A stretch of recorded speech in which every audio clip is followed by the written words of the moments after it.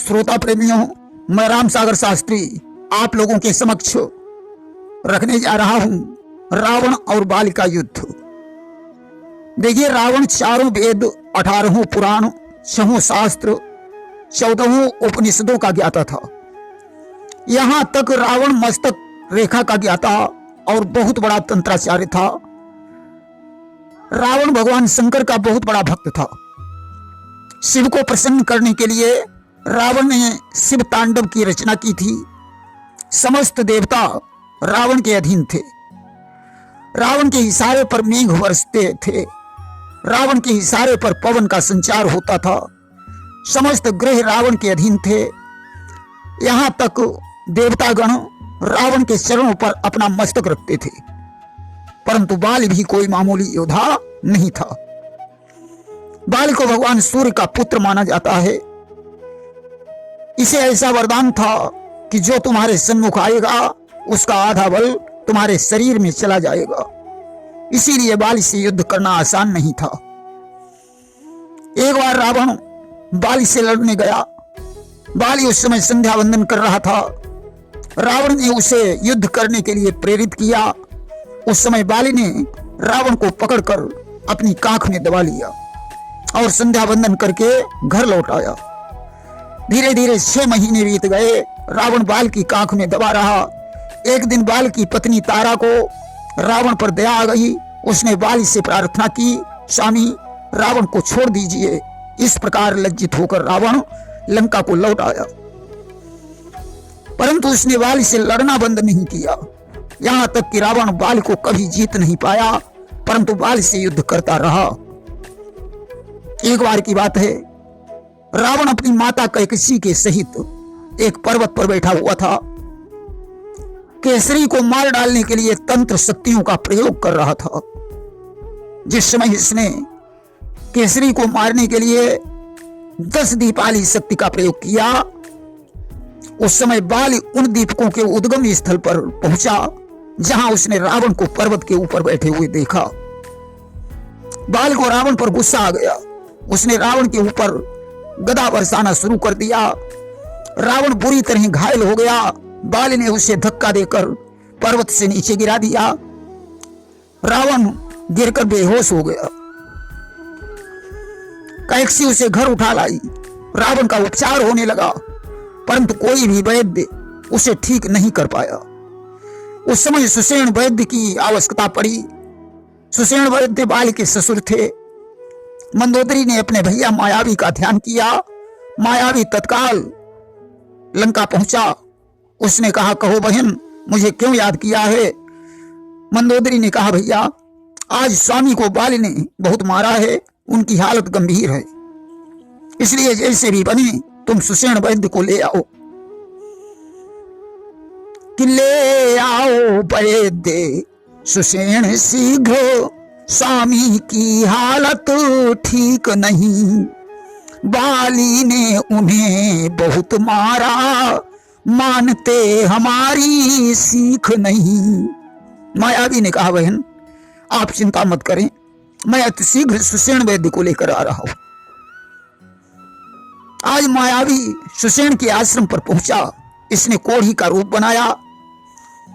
कोढ़ी बनकर मायावी ने अपनी माया फैलाई है। हे वैद्यराज उपचार करो, सुन दया वैद्य को आई है। कोढ़ी बनकर जो मायावी ने आवाज लगाई, वैद्य जी बाहर निकले। उन्हें उस कोढ़ी पर दया आ गई। उन्होंने कहा, चिंता करने की जरूरत नहीं है। मेरे पास ऐसी जड़ी बूटियां हैं जो 4 दिन में तुम्हारे कोढ़ को ठीक कर देंगी। जो वैद्य ने जड़ी की खोज के लिए अपना पैर आगे बढ़ाया, त्यों ही मायावी ने वैद्य की कलाई पकड़ ली और अपना असली रूप प्रकट कर दिया। मायावी ने मायावी बन पकड़ी वैद्य की कलाई है। लंका तुमको चलना होगा, रावण पर आफत आई है।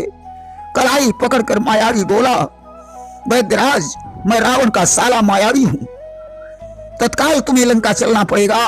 हमारे बहनोई रावण की हालत गंभीर है, उन्हें ठीक करने के बाद मैं तुम्हें फिर यहीं पहुंचा दूंगा। आज वैद्य को लेकर मायावी लंका में पहुंचा। वैद्य जी ने बूटी की खोज करके रावण को सस्त कर दिया कि बूटी लाकर वैद्य ने उसको किया सचेत, फिर मायावी से कहा पहुंचाने के हेतु। रावण को सस्त करने के बाद सुषेण ने कहा भैया अब मुझे आश्रम पर पहुंचा दीजिए। मंदोदरी ने कहा हाँ भैया स्वामी अब वो होश में है, वैद्य जी को उनके आश्रम में छोड़ दो। रावण ने देखा वैद्य हमारे लायक है, ऐसे वैद्य को तो लंका में ही होना चाहिए। उसने सेवकों को आदेश दिया इस वैद्य को तत्काल ही बंदी बना लीजिए। कि रावण ने तत्काल ही बंदी लिया बनाए, वैद्य वहीं पर रह गए बहुरी न पाए आए। इस प्रकार सुषेण वैद्य लंका में ही रह गए, वापस नहीं लौट पाए। देखिए जिस समय लक्ष्मण की शक्ति लगी, भगवान राम अपने छोटे भाई का सिर गोद में रखकर विलाप करने लगे। उस समय विभीषण ने सुषेण वैद्य के बारे में बताया। हनुमान जी सुषेण को सोते समय चारपाई सहित रामादल में उठा लाए। भगवान राम ने सुषेण से कहा वैद्यराज अतिशीघ्र कोई उपाय करो। सुषेण ने कहा प्रभु मैं रावण का राज्य वैद्य हूं, आप रावण के शत्रु हैं, यदि मैं कोई उपचार करता हूं तो ये बहुत बड़ा अधर्म होगा कि मैं वैद्य दशानन के घर का किस तरह ही आपका काम करूं। अनुचित होगा लंकापति के बैरी को यदि आराम करूं। जिसमें प्रत्यक्ष बुराई है कैसे वो कर्म किया जाए। और हे राम आज्ञा देते हो तो इस समय अधर्म किया जाए। राम ने कहा वैद्यराज राम तो संसार में धर्म की स्थापना करने के लिए आया है, मैं तुम्हें धर्म छोड़ने की सलाह कभी नहीं दे सकता हूं। कि जिस धर्म है तू निज राज गया, श्री पितृदेव का मरण हुआ। जिस धर्म है तू प्रिय भरत छुटा, सीता प्यारी का हरण हुआ। उस धर्म सत्य पर लक्ष्मण भी यदि मरता है तो मर जाए। आवाज यही होगी अपनी, हाँ धर्म नहीं जाने पाए।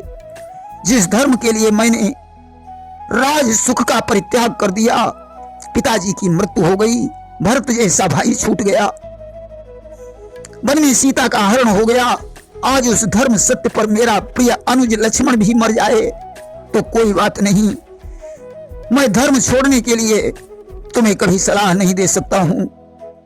सुषेण हाथ जोड़कर कहने लगा प्रभु अरे मैं तो आपकी परीक्षा ले रहा था, अरे मैं आपका ही दास हूं, आपका सेवक हूं। नाड़ी देखकर संजीवनी बूटी की आवश्यकता बताई। हनुमान जी पूरा पर्वत उखाड़ लाए। वैद्य जी ने संजीवनी बूटी के द्वारा लक्ष्मण को जीवित कर दिया। हनुमान जी ने फिर उन्हें लंका में पहुंचा दिया।